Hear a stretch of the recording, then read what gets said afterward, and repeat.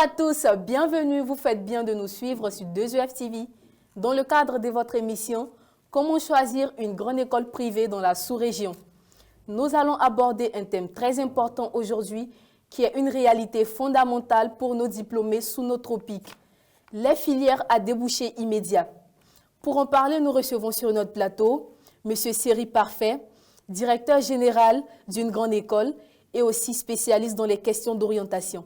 Bienvenue, monsieur. Merci, madame.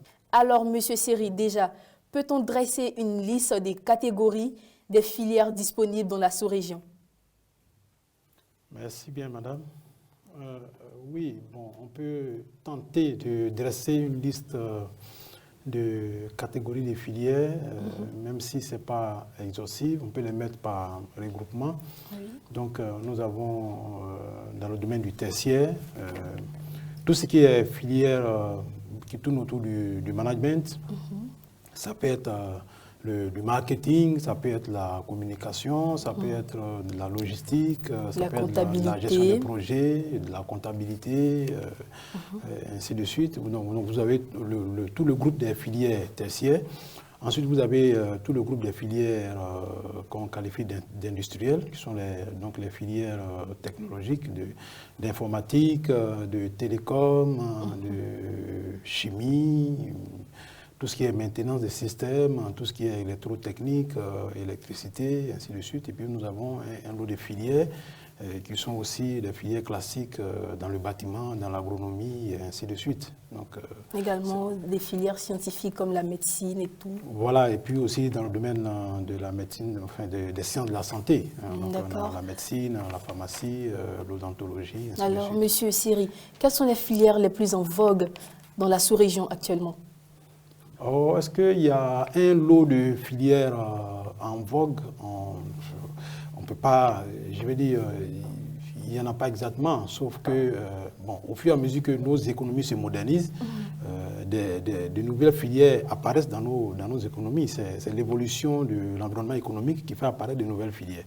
N'empêche que les anciennes filières classiques qui existaient restent toujours des filières qui sont des filières promotrices d'emploi, sont des filières qui permettent aux gens d'avoir une intégration assez facile. Parce que ce sont des filières, si vous voulez, malgré qu'elles soient classiques, mais qui ne vont pas disparaître. On ne va pas arrêter de recruter des comptables dans les entreprises, on ne va pas arrêter de recruter des commerciaux, on ne va pas arrêter de recruter des assistants ressources humaines, on ne va pas arrêter de recruter des informaticiens, et ainsi de suite. Mais effectivement, il y a de nouvelles filières qui apparaissent. Par exemple, au niveau du numérique, aujourd'hui, vous avez la communication et le marketing qui se modernisent, qui vont vers le digital. Le digital, donc qui se digitalise de plus en plus. Vous avez, on est passé des phases classiques de la comptabilité qu'on tenait dans les grands livres et autres, pour arriver aujourd'hui à une phase de comptabilité modernisée, informatisée, donc on tient exclusivement sur les ordinateurs. Même la technologie aussi. Même au niveau technologique, je veux dire, toutes les méthodes de conception de logiciels, les fibres optiques et tout. Des choses avant, ont évolué aujourd'hui. Les branchements téléphoniques par câble n'existent plus. On est arrivé au téléphone mobile sans fil, comme on va dire. Et on est passé du téléphone mobile aujourd'hui. On parle aujourd'hui de fibres optiques, ainsi de suite. C'est des choses qui évoluent, ça avance. Donc, c'est l'évolution de nos économies qui vont déterminer donc, les filières qui apparaissent. Mais est-ce parce que ces filières-là représentent plus d'opportunités d'insertion socio-professionnelle pour les diplômés? Oui, opportunités d'insertion socio-professionnelle, oui, parce que cela n'existait pas avant. Donc, à partir du moment où ces emplois, ou disons ces métiers apparaissent, et ces métiers n'ont pas d'utilisateurs, n'ont pas de prenants parmi les professionnels classiques qui existent, sauf ceux qui vont se mettre à jour, qui vont s'actualiser. Donc, ces nouvelles filières qui apparaissent laissent des portes ouvertes à de nouvelles opportunités qui s'offrent à des personnes qui permettent une intégration facile au niveau de ces personnes-là.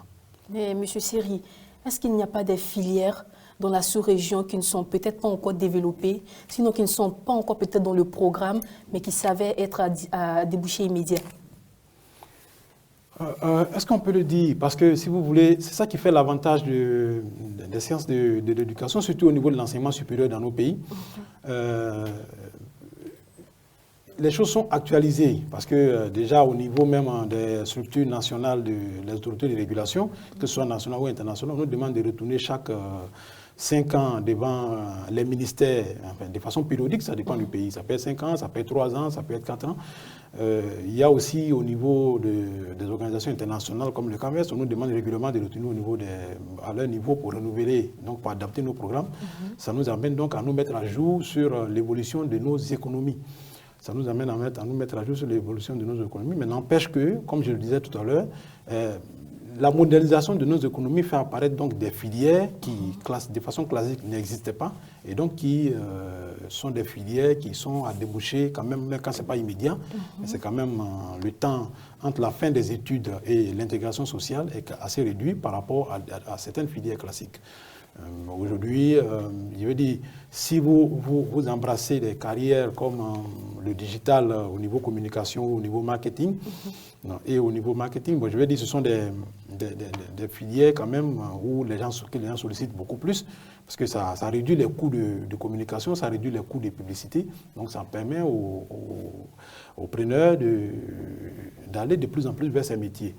Bon, les recherches dans nos pays au niveau de nos ressources minières, donc les découvertes qui sont faites dans les ressources minières de tous ces pays d'Afrique font apparaître effectivement des métiers auxquels nos anciens gouvernants n'ont pas pensé parce qu'on n'avait pas encore l'existence de ces métiers.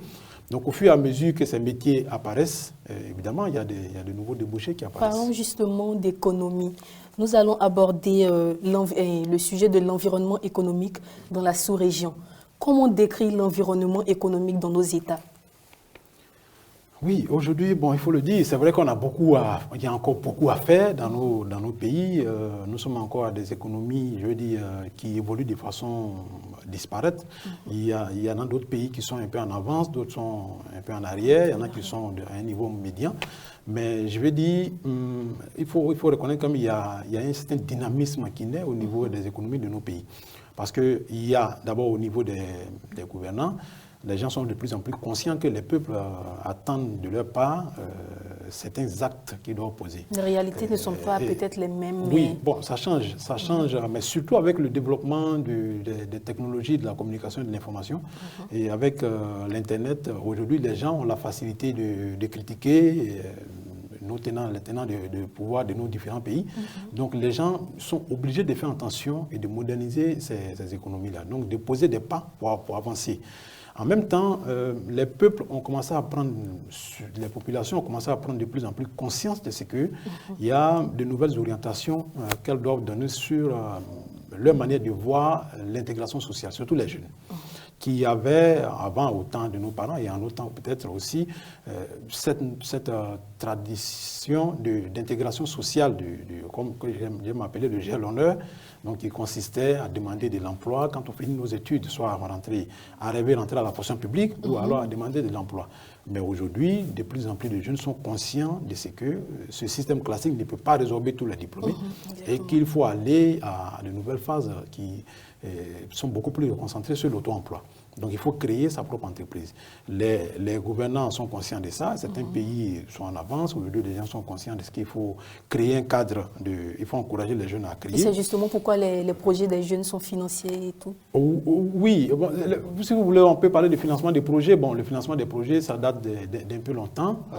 Il y a longtemps que les gens ont encouragé la création des entreprises par les jeunes. Mais en même temps, les gens se sont rendus compte que le financement n'est pas la solution au problème, en fait. Ça crée d'autres problèmes. Parce que, si vous voulez, le monsieur, il a monté son business plan, il a monté son projet, il a d'autres intentions derrière, il a bien calé, bien calibré, il a présenté à des organisations qui l'ont accepté, qui ont financé. Mais après, il n'a rien conçu comme un projet d'entreprise, il a pris pour aller traverser la Méditerranée. Donc, les gens sont aujourd'hui conscients de ce que le financement n'est pas la seule solution à la question de l'entrepreneuriat des jeunes. Il faut d'abord même, comme je le dis, il faut arriver à décomplexer cette question en faisant comprendre aux gens que le fait d'avoir fini ses études, de porter la cravate, le costume, de se mettre en voiture chaque matin pour aller dans un quartier administratif, aller travailler et revenir, n'est pas forcément le critère de réussite. Voilà. Les gens travaillent sous le soleil et après le soir, dorment sous le climatiseur.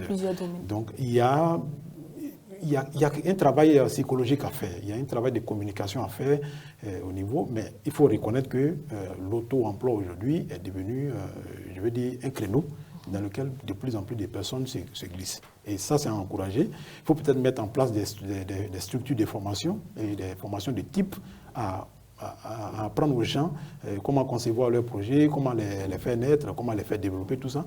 Et puis à installer une psychologie qui consiste à parler à leurs parents, parce qu'ils sont les premiers freins, et puis après à leur parler eux-mêmes pour leur dire qu'il y a de quoi à faire dans cette activité. Les établissements privés doivent adapter leur formation aux réalités de la sous-région. Je reviens sur ce sujet encore. Oui, bien sûr. Oui, bien sûr. C'est pour ça que je vous disais tout à l'heure en début d'émission que les autorités de régulation que sont nos ministères et les regroupements de nos États comme le CAMES et autres ont bien fait de nous demander de revenir régulièrement devant ces autorités, nous ont demandé de venir devant elles, de revenir régulièrement pour présenter nos programmes en les adaptant aux évolutions. Donc, dans certains pays, c'est 3 ans, dans d'autres, c'est 4 ans, dans certains, c'est 5 ans. Donc, tous les 5 ans, on retourne devant les autorités de régulation nationale pour régler les problèmes de mise à jour de nos formations. Mais en fait, le problème même dans nos pays, souvent, les gens, on a du mal à interpréter la question qu'on appelle l'adaptation de la formation à l'emploi. C'est toujours vu en termes de programmes de formation. Mais il faut que les gens arrivent à évoluer dans leur esprit. Les dirigeants des établissements privés doivent comprendre que la psychologie des jeunes même est un élément fondamental dans la formation. Quand vous avez beau faire le meilleur plan de formation, le meilleur contenu que vous avez donné, mais si ceux qui apprennent ce contenu n'arrivent pas à avoir un comportement professionnel sur le terrain, les gens ne leur donnent même pas la possibilité d'exprimer leurs connaissances. Je vais dire, le dirigeant d'entreprise, pour qu'il teste vos compétences, il faut qu'il vous ait employé à un moment donné pour savoir que vous êtes compétent, vous pouvez faire son travail. Vos capacités. Mais pour qu'il ait envie de le faire, il faut même qu'il ait envie de vous rencontrer ou d'échanger avec vous. Donc, même au niveau de la formation, au niveau du développement personnel, au niveau de la personnalité des gens, au niveau de la psychologie des gens, au niveau du comportement professionnel des étudiants qui sont formés, il y a quelque chose à voir là. Et c'est à ce niveau-là que les dirigeants des établissements privés doivent porter une attention particulière. Parce qu'on me dira qu'il y a des pays, dans les pays développés, les gens n'ont pas besoin de faire des efforts dans leur apparence vestimentaire ou corporelle. Mais oui, mais ceux-là, c'est les gens qui se sont déjà faits.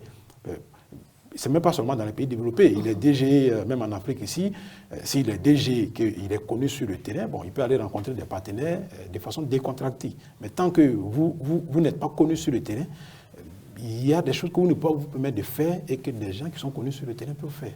D'accord. Merci, monsieur. Nous avons tellement de choses à découvrir aujourd'hui avec notre invité du jour qui est plein de ressources, mais nous avons des obligations publicitaires.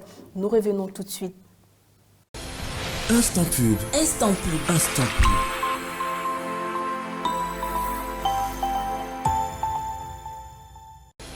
pub. Instant pub. Instant pub. Instant pub.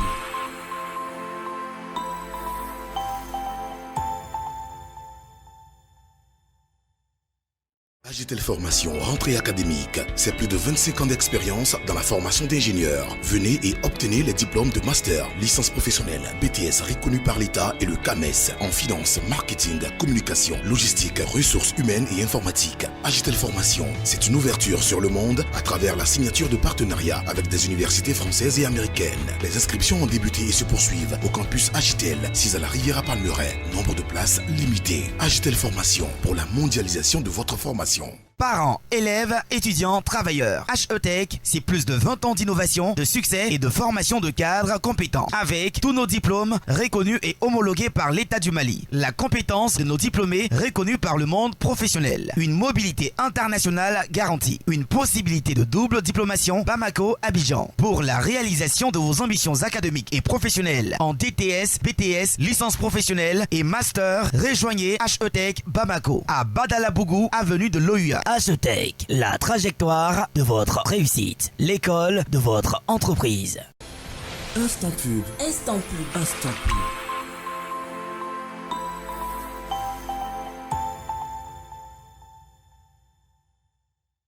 De retour sur notre plateau et je rappelle que nous sommes en la compagnie de M. Seri Parfait, qui est directeur général d'une grande école et aussi spécialiste dans les questions d'orientation.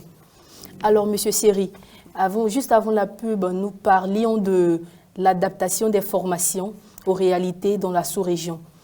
Cela n'est-il pas un motif pour les établissements de s'intéresser à des filières plus précisément?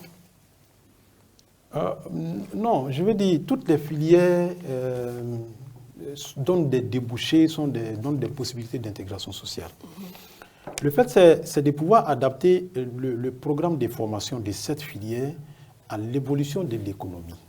Voilà. Aujourd'hui, si vous continuez de former des étudiants en marketing ou en communication sur les techniques traditionnelles du marketing et que vous n'arrivez pas au digital, vous êtes en train de limiter les capacités d'intégration de vos étudiants. Parce que de plus en plus d'entreprises demandent que le commercial ou le communicateur ou celui qui est chargé de faire la promotion ou de présenter les produits de l'entreprise soit capable de communiquer à distance avec les potentiels clients et soit capable d'échanger avec eux, de présenter le produit sans être obligé de se déplacer en tout lieu, en tout endroit et à tout moment. Si vous continuez de former des étudiants en comptabilité aujourd'hui avec des systèmes classiques de tenue des livres, tenue manuelle des livres journaux ou de grands livres, bon, vous êtes passé à côté si vous n'arrivez pas à leur inculquer l'utilisation des logiciels comptables. Donc, il y a de l'évolution. Si vous continuez d'enseigner vos étudiants en télécom, aujourd'hui, sur les systèmes classiques de télécommunication, ou de branchement ou de câblage de réseau, sans leur apprendre, sans leur donner une idée des évolutions dans le milieu aujourd'hui, vous limitez leurs possibilités d'intégration. C'est pour ça qu'il faut faire une mise à jour de vos programmes en tenant compte de l'évolution de l'économie. Mais ce que nous faisons chez nous ici aujourd'hui, ce que nous estimons qui constitue de l'évolution de l'économie et que nous sommes en train d'adapter à nos formations, ailleurs sont peut-être mises en place depuis plus d'une dizaine d'années. Parce que les évolutions des pays ou des continents ou des sous-régions ne se font pas de la même manière, au même rythme.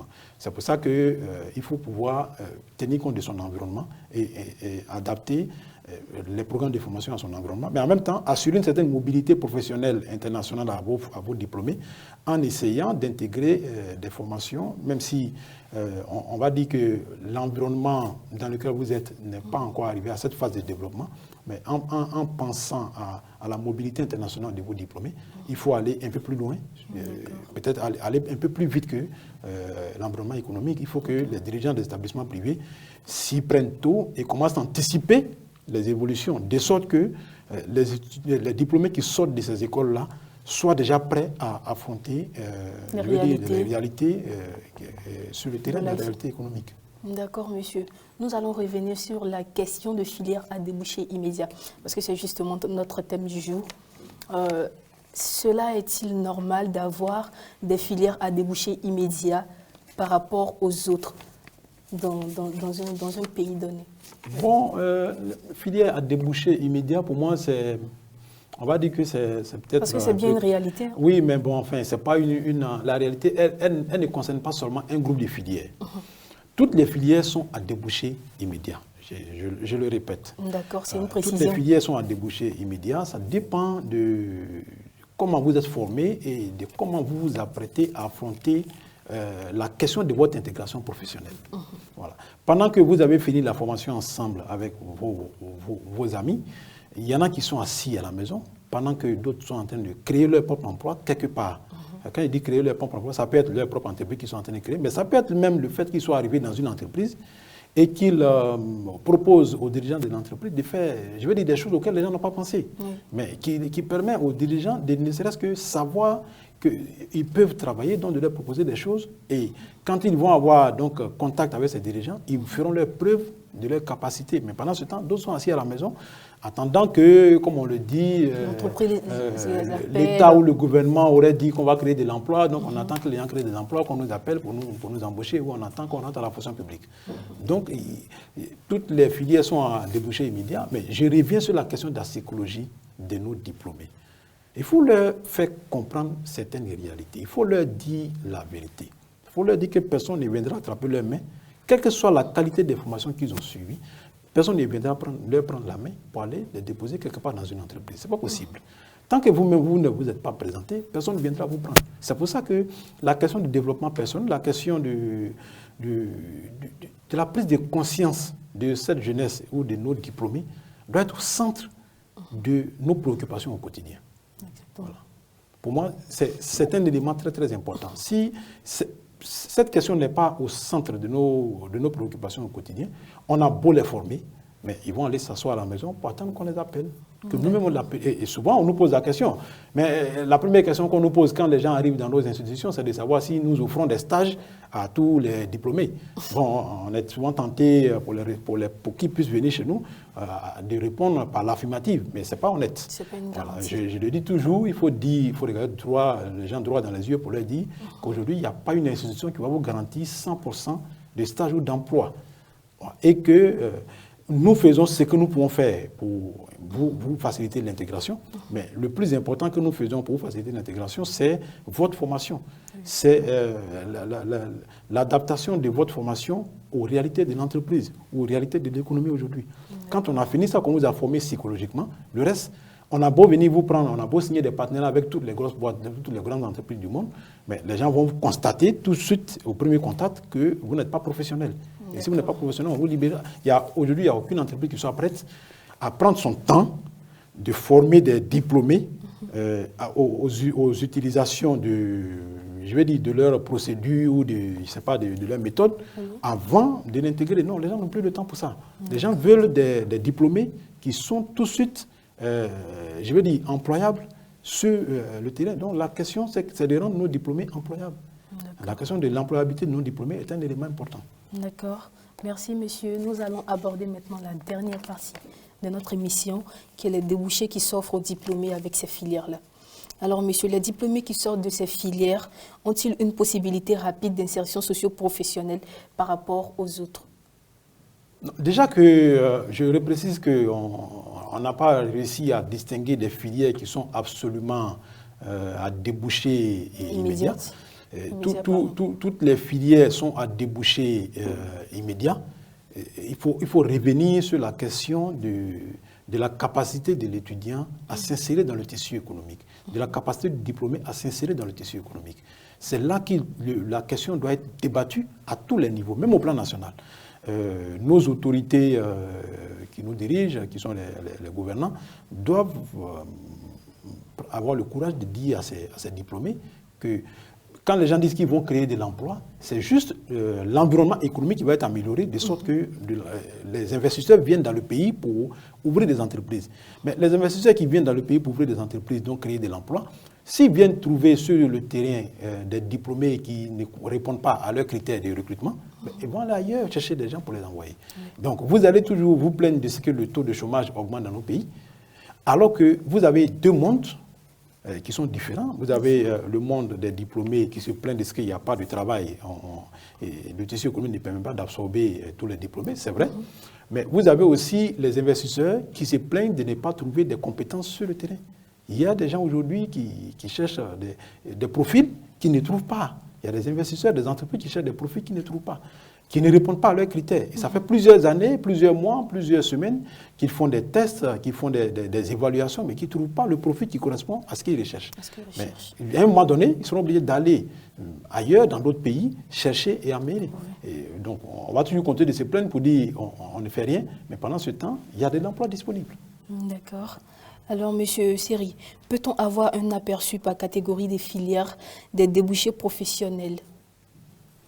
Oh, ça, on risque de ne pas en finir aujourd'hui si on devait donc classifier, mais je veux dire, chaque catégorie de filière, justement, ce qu'il faut retenir, c'est que chaque catégorie de filière a un ensemble de métiers qui correspondent au débouché de cette filière. Donc, le problème, c'est de pouvoir trouver, selon vos ambitions professionnelles, selon ce que vous recherchez dans votre carrière, c'est de pouvoir détecter le métier que vous voulez exercer et à partir du métier que vous rêvez exercer, et que vous avez la capacité d'exercer. Donc de retrouver la filière, je vais dire la filière de formation qui correspond à ce métier, et que cette filière de formation que vous voulez suivre corresponde justement à ce que vous voulez faire et que vous ayez la capacité intellectuelle, donc, et que vos capacités permettent de suivre ces formations. Donc, Monsieur Seri, est-ce que les réalités sont les mêmes dans la sous-région? Or, même si ce n'est pas les mêmes réalités, on n'est pas éloigné. On n'est pas éloigné. Même, je prends même un ensemble des pays de l'Afrique, j'ai envie de dire, que ce soit l'Afrique francophone comme l'Afrique lusophone ou l'Afrique anglophone, on n'est pas tout à fait éloigné. Nos réalités, nos États ont été scindés de la même manière. Nos économies ont toutes démarré pratiquement de la même manière, avec la tradition de la production des matières premières à vendre. Aujourd'hui, c'est vrai qu'on peut avoir donc, des niveaux d'évolution qui sont différents d'un pays à un autre, mais les réalités restent toujours, je veux dire, les mêmes. La question de l'adaptation de nos formations à la réalité de l'entreprise, c'est une question qui existe dans tous les pays d'Afrique. La question de la capacité de nos diplômés à s'insérer dans le tissu économique, c'est une réalité qui existe. Mais il peut y avoir une différence d'un pays à un autre, compte tenu du fait que certainement la communication au niveau national a pris, je veux dire, des allures qui sont différentes d'un pays à un autre. Donc il peut y avoir des... Et puis peut-être le niveau du tissu économique est tel que, bon, je veux dire, un pays a un tissu qui est un peu plus développé que l'autre pays. Donc il peut y avoir des différences qui apparaissent, mais toujours est-il que ce n'est pas des différences aussi grandes que ça. Mais on est d'accord aussi qu'il y a des pays qui mettent plus de l'accent sur le niveau académique par rapport à d'autres pays. Oh, ça, peut-être on peut le dire il y a quelques années de cela. Aujourd'hui, vous ne trouverez aucun pays d'Afrique qui n'a pas pris conscience de ce que la formation doit être à la base, et la formation est un élément fondamental du développement. Et que pour que vous commenciez à parler de développement, il faut même que les gens qui vont assurer ce développement soient bien formés.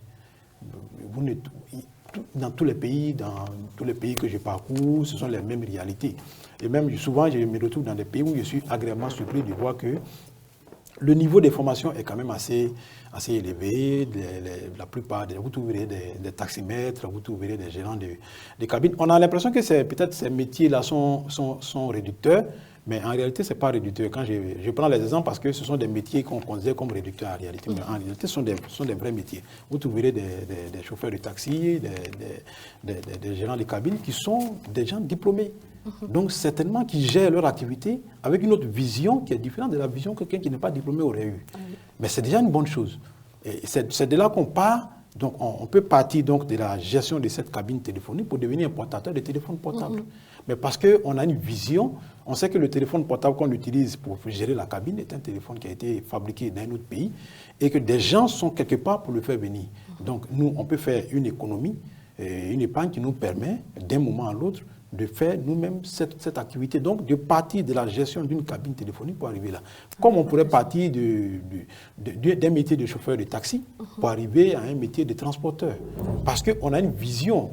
Or, quelqu'un qui n'a pas été formé, qui est chauffeur de taxi, ne se contente que de son activité de chauffeur de taxi jusqu'à sa retraite. C'est-à-dire qu'il n'a pas une autre vision. Donc, le fait que les gens soient formés et soient dans ces activités, c'est une très bonne chose, sauf qu'il faut leur dire que ces activités doivent être progressives.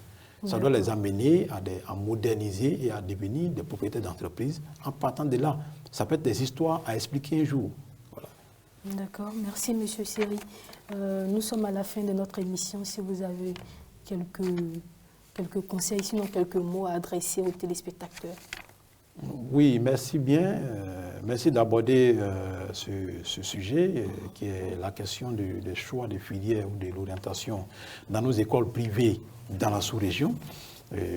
Donc dans nos pays africains, c'est un sujet très très intéressant. Je pense que dans la suite pourra permettre à des personnes de savoir bien s'orienter et bien choisir leur filière de formation. Mais déjà de commencer par la question de nos économies est aussi une question importante parce que le choix que nous voulons faire de nos filières, sinon de nos orientations, doit être conditionné par l'économie nationale. Vous n'allez pas choisir des filières qui ne sont pas du tout des filières qui sont utilisées dans dans nos pays. En ce moment-là, vous êtes passé à côté, à moins que vous ne vouliez vous exporter plus tard. Dans ce cas, il fallait étudier dans ces pays où vous voulez vous exporter. Mais sinon, je voudrais vous remercier pour cette opportunité que vous nous donnez et donc cette initiative que vous prenez qui va éclairer la lanterne de plusieurs milliers de personnes. D'accord, merci monsieur. Merci également à vous, chers téléspectateurs. Nous sommes à la fin de cette émission et je rappelle que nous étions en compagnie de monsieur Cyril Parfait, directeur général d'une grande école et aussi spécialiste en questions d'orientation. Et nous espérons que vous avez pris note et que cela vous servira dans vos prochaines orientations. C'est tout pour ce numéro. Vous pouvez nous suivre sur www.2GFTV.com et télécharger notre application sur App Store et Play Store. Merci et à bientôt.